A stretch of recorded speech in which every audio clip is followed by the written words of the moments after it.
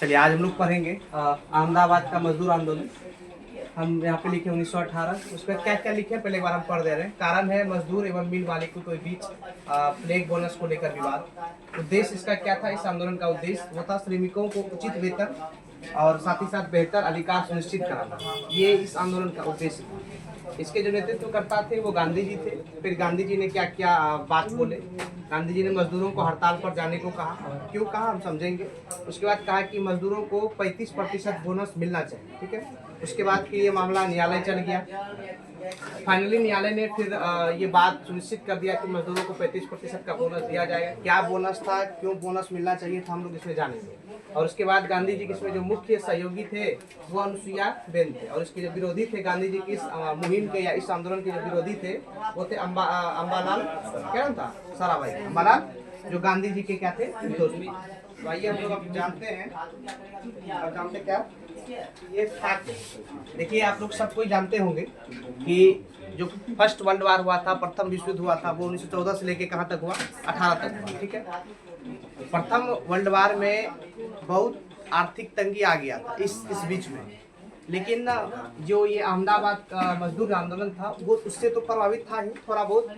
लेकिन मेन इसका जो रीजन था 1917 ईस्वी के आसपास, ध्यान समझेंगे, 1917 ईस्वी के आसपास अहमदाबाद में प्लेग फैल गया था। क्या फैल गया था? प्लेग। 1917 ईस्वी के आसपास अहमदाबाद में प्लेग फैलने के कारण अब जो अहमदाबाद में मिल में, फैक्ट्री में जो भी मजदूर काम कर रहे थे बाहर के, वह सभी मजदूर जो है कि अपने अपने घर पलायन करने लगे, आने लगे, भागने लगे, बोल सकते हैं। ठीक है।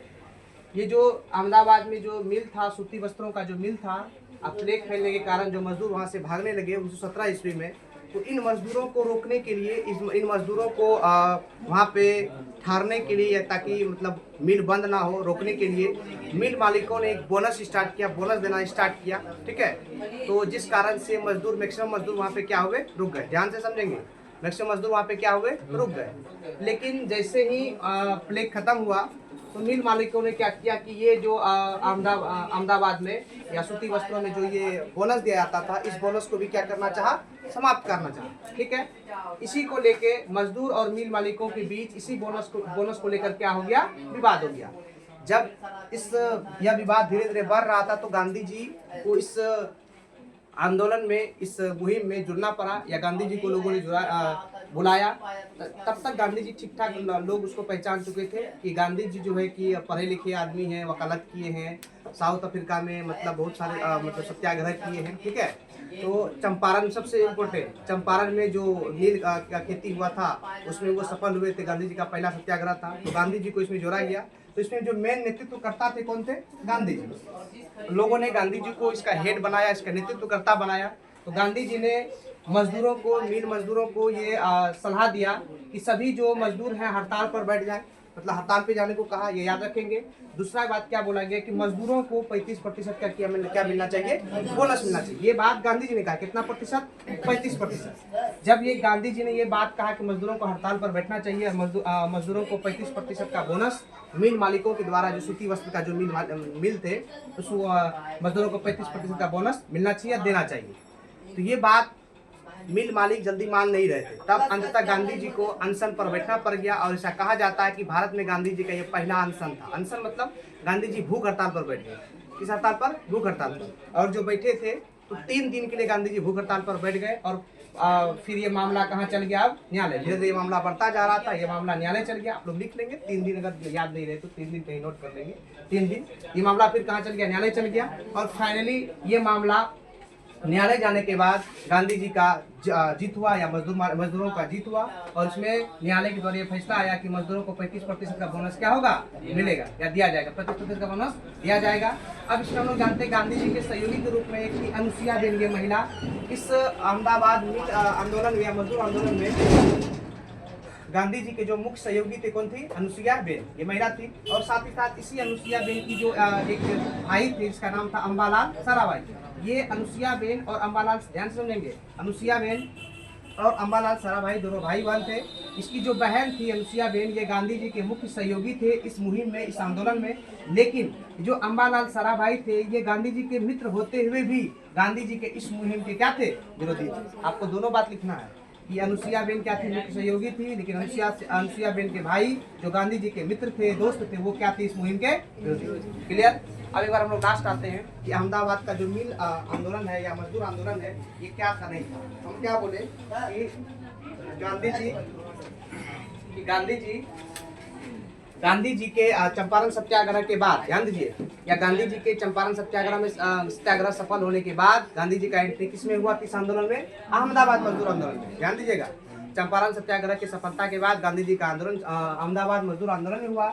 इस मजदूर आंदोलन का मुख्य कारण था मजदूरों और मिल मालिकों के बीच बोनस को लेकर विवाद। ठीक है। और उसके बाद इसका उद्देश्य था इस आंदोलन का श्रमिकों को उचित वेतन और बेहतर अधिकार सुनिश्चित कराना। इसके जो नेतृत्व करता थे कौन थे, गांधी जी थे। ऐसा कहा जाता है गांधी जी ने लोगों को ये आश्वासन दिया कि आप लोग हड़ताल पर बैठ जाए और मिल मालिकों से ये मांग किए कि मजदूरों को कितना प्रतिशत बोनस मिलना चाहिए, 35% बोनस मिलना चाहिए। और गांधी जी खुद स्वयं 3 दिन के लिए अनशन पर बैठ गए, मतलब भूख हड़ताल कर दिए। और जो जब भूख हड़ताल कर दिए तब ये मामला जो धीरे धीरे कहाँ चल गया, न्यायालय में चल गया। और फाइनली न्यायालय के द्वारा ये डिसीजन आया कि मजदूरों को मिल मालिकों के द्वारा 35% का जो बोनस है वो दिया जाएगा।